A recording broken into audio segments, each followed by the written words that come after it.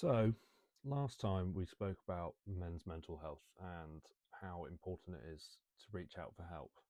And don't get me wrong, I know that video was heavy, but it felt right to share a bit of my story before spieling about how important it is to, raise awareness. And with it being a cause that's so close to my heart, it just felt right to make some kind of message video about it. Also, just to be clear, thank you for all the messages of concern, but it was not a cry for help, and you have nothing to worry about. I'm in a far better place now than I was all those years ago. I still appreciate all your messages. It just felt important to share my story as well. I also thought it would have been a bit hypocritical to tell everybody else to share their stories without sharing something of my own. Big thank you to everybody who shared the video and to those who messaged me privately. I was pretty worried about how it would be received, so to have gotten those messages, it really meant a lot, so thank you.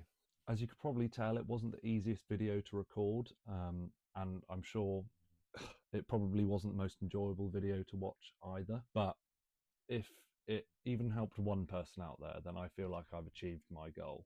I must admit my hand was shaking over that publishing button. There was a lot of nerves going through me, especially after spending a few days writing it, putting it together.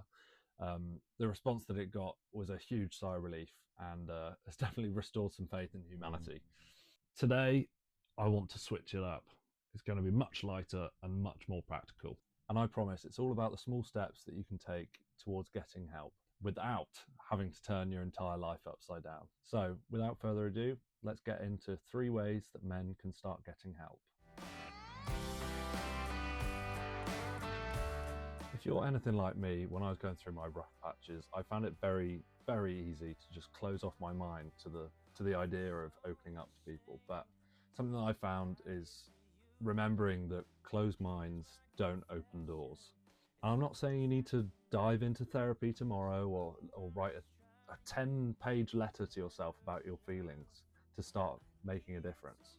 If you just start small, put in a little effort, things will definitely start to smoothen out. And these steps could be as small as texting a mate, hey, can we talk? And there you go, you will have just opened one of those doors. Even admitting to yourself, yeah, today's been hard. That's still huge. You're acknowledging what you've just been through is tough, and that is, you're cutting yourself some slack, you're still here, and that is obviously progress.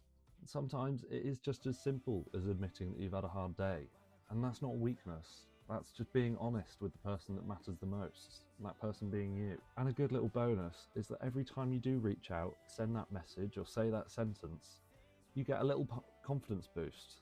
It's like leveling up in your favourite FPS game, just without the joystick. If you're a bird.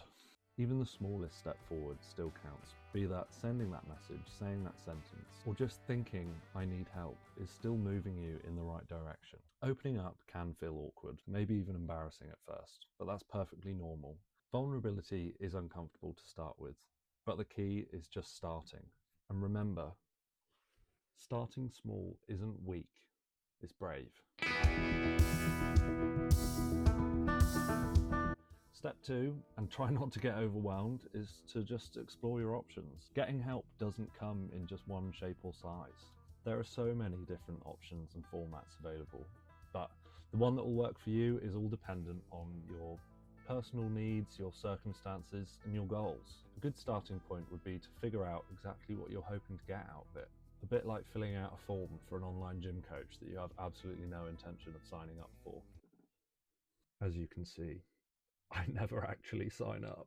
Therapy, yes, it works with the right therapist, which can be a bit of a grueling task and sometimes a bit hit or miss. Support groups, absolutely, but online communities or apps, even better. They're available 24/7 and you can look at them wherever you are, even if that's on the bog waiting for your ass to clean itself.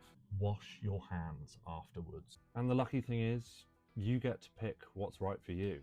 Me personally, I like talking to somebody one-on-one. Other people, prefer journaling or messaging first.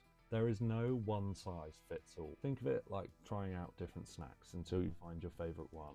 Mental health support is very similar.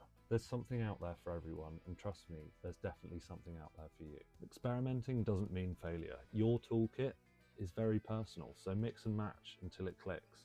And another little bonus tip, don't feel pressured to over-explain yourself. The right support will just meet you where you're at. Just because one thing doesn't work, it doesn't mean that nothing will and that you should give up. It just means that your perfect fit is still out there. So perseverance is key, even if your attention span isn't. And thirdly, try and make it into a habit. And I don't mean meditating for hours or reading every self-help book under the sun, just small, consistent actions. It could be checking in with yourself every evening, how did I feel today? What made me feel good so I can try and repeat that tomorrow? Or to flip it on its head, what didn't make me feel good so that I can avoid that tomorrow? As well, you could also, send a little check-in message to a mate every few days. And this might sound daft to some people, but even journaling for 10 minutes a day could really help. These small things could really help you get some of the weight off your shoulders and most likely reduce the chance of burnout or breakdown. Routine doesn't mean boring. You could be doing this when you're doing something you do enjoy, like making a brew or walking the dog. It's like multitasking for your brain, which is a skill that I'm still working on, especially after spending an extra 20 minutes in bed when I should have been getting ready for work and find myself brushing my teeth whilst having a wee. Consistency is one of the secret ingredients of having good mental health. You wouldn't skip showering for a week and expect to smell good, right? So treat your mind in the same way. Small, regular check-ins really do add up. And if you miss a day, it's fine. You just pick it back up tomorrow. Consistency isn't perfection, it's showing up for yourself. So there you have it. There are 3 small ways that you can start making a difference today. Be that starting small, exploring your options, or just making a new routine. Pick up one of these today, just one, and see how you get on. Progress isn't a straight line. You're allowed to cock up, laugh about it, and try again tomorrow. And don't forget, mental health isn't about being perfect, it's about progress. A single step today is far more powerful than 10 steps that you should have taken yesterday. And if you're thinking, hey, I don't need help, that's fine. But maybe bear these things in mind, and maybe later on down the line, they could really come in handy. As always, thank you very much for watching. Leave a like if you enjoyed, and maybe send this to somebody if you think they might need a little nudge. Don't forget to subscribe, and of course, I'll catch you in the next one. Cheers, kids.